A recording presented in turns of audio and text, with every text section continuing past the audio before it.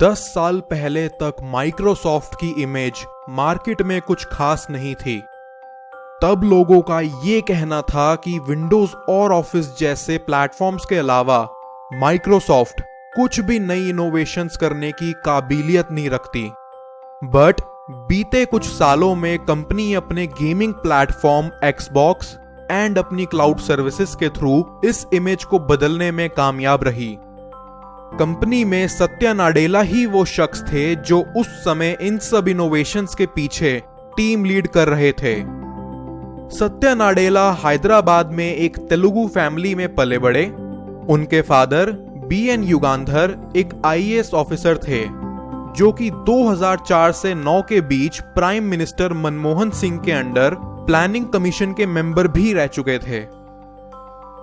बचपन में सत्या नाडेला की लाइफ को दो चीजों ने बहुत ज्यादा इन्फ्लुएंस करा। हैदराबाद पब्लिक स्कूल में वो एक लड़की से मिले, अनुपमा, जो कि तब उनकी स्कूलमेट थी और आज उनकी वाइफ हैं। अनुपमा के फादर KR वेणुगोपाल भी एक IAS ऑफिसर थे और पास्ट में वो सत्या के फादर के बैचमेट भी रह चुके थे। ज्यादातर इंडियंस की तरह सत्या को भी स्पोर्ट्स में बस क्रिकेट खेलना ही पसंद था। उन्होंने अपने काफी इंटरव्यूज में ये कहा है कि क्रिकेट ने उन्हें टीम वर्क मैनेज करने के साथ साथ लीडरशिप स्किल्स भी सिखाई हैं।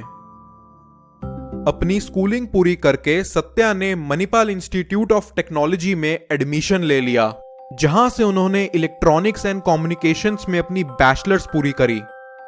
मणिपाल में पढ़ते वक्त उन्हें रियलाइज हुआ कि असल में उनका पैशन तो कंप्यूटर्स के अंदर है। इस रियलाइजेशन के बाद वो फिर मास्टर्स इन कंप्यूटर साइंस करने यूनाइटेड स्टेट्स चले आए। यूनिवर्सिटी ऑफ विस्कॉन्सिन, जहां से वो अपनी मास्टर्स कर रहे थे, वहां के कंप्यूटर साइंस डिपार्टमेंट के प्रोफेसर K वायरावन ने अपने एक इंटरव्यू में बताया है कि एक सुबह जब वो किसी अर्जेंट काम से यूनिवर्सिटी की रिसर्च लैब में पहुंचे तो उन्हें जमीन पर एक स्लीपिंग बैग पड़ा मिला।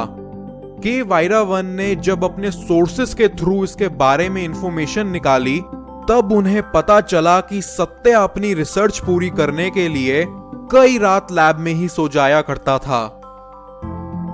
सत्या नाडेला ने 1990 में अपनी मास्टर्स पूरी करके सन माइक्रोसिस्टम्स के साथ उनकी टेक्नोलॉजी टीम में काम करना शुरू कर दिया।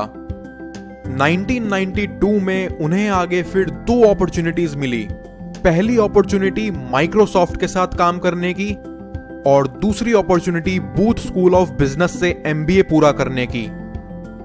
पहले तो वो सोच में पड़ गए कि अब क्या करूं और क्या ना करूं, बट फिर उन्होंने दोनों चीजें करने का डिसाइड करा।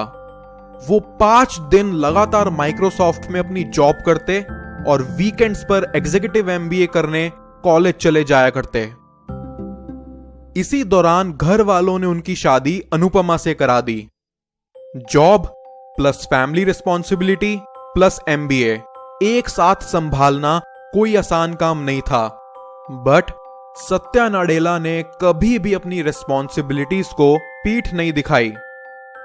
अपने करियर में माइक्रोसॉफ्ट का CEO बनने से कुछ महीने पहले उन्हें बूथ स्कूल ऑफ बिजनेस में स्टूडेंट्स के बीच स्पीच देने के लिए बुलाया, जहां उन्होंने सबके सामने ये कन्फेस करा कि MBA करते वक्त ज्यादातर स्टूडेंट्स का फोकस इन्वेस्टमेंट बैंकिंग पर था। वो भी चाहते तो इन्वेस्टमेंट बैंकिंग का पाथ लेकर उसमें करियर सेट कर लेते, बट इन्वेस्टमेंट बैंकिंग ने कभी भी उन्हें इंटरेस्ट ही नहीं करा। सत्या नाडेला ने वहां बैठे सभी स्टूडेंट्स को एनकरेज करा कि वो अपनी खुद की सुपर पावर ढूंढें, जिससे कि वो अपने आसपास लोगों के बीच एक बड़ा इंपैक्ट छोड़ पाएं। उस वक्त जैसे जैसे माइक्रोसॉफ्ट ने ग्रो करना स्टार्ट करा, कंपनी में सत्या नाडेला की रिस्पॉन्सिबिलिटीज भी बढ़ती चली गई। एक टाइम था जब वो किसी प्रोडक्ट फीचर पर काम कर रहे थे, तब उन्हें अचानक से कंपनी के CEO बिल गेट्स का ईमेल आया। इस ईमेल में बिल गेट्स सत्या नाडेला के काम से रिलेटेड उन्हें फीडबैक प्रोवाइड कर रहे थे। सत्या नाडेला ने कभी सपने में भी नहीं सोचा था कि बिल गेट्स एक दिन उनके काम को नोटिस करेंगे। वो अंदर से इतने एक्साइटेड थे कि उन्हें उस मेल का रिप्लाई लिखने में 1 हफ्ता लग गया।